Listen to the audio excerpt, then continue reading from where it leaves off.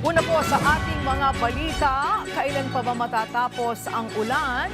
May mahigit 2 linggo nang nararanasan sa ilang bahagi ng bansa, dulot ng lumalakas na hanging habagat.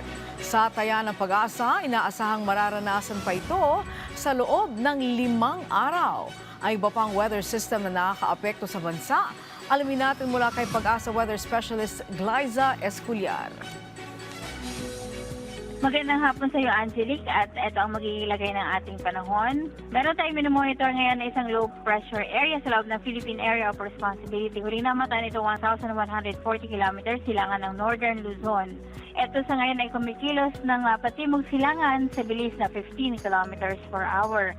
Inaasahang magiging bagyo ito after 24 hours. So, tumataas ang posibilidad nitong maging bagyo after 24 hours.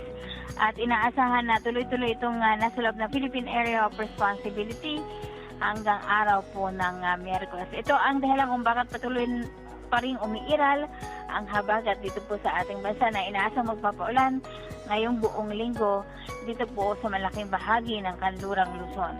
Sa kasalukuyan ay mayroong paminsan-minsan mga pag-ulan dulot ng habagat dito po sa Ilocos Sur, La Union, Pangasinan, Benguet, Zambales at Bataan. Posible ang mga flash floods at landslide lalo na kung meron pong malalakas na mga pag-ulan.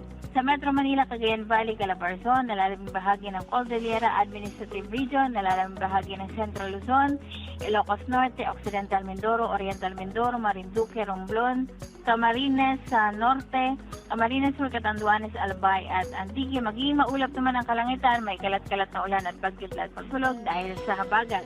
Ang nalalabing bahagi ng Luzon at nalalambing bahagi ng Western Visayas, bahagi ang maulap lamang ang kalangitan at tanging mga panandali ang ulan sa hapon o gabi ang pwedeng maranasan. Sa Mindanao at nalalabing bahagi ng Visayas, may kainitan ng panahon at tanging mga localized na mga pag-ulan ang pwedeng maranasan.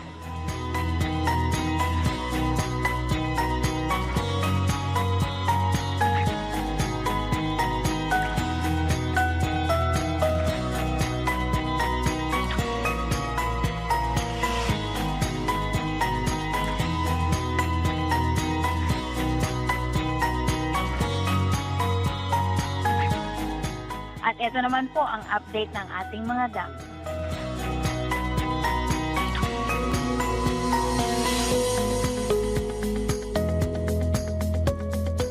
At yan ang latest mula dito sa Weather Forecasting Center ng Pag-asa. Ito si Glyza Esculiar, nag-uulat. Maraming salamat Pag-asa Weather Specialist Glyza Esculiar.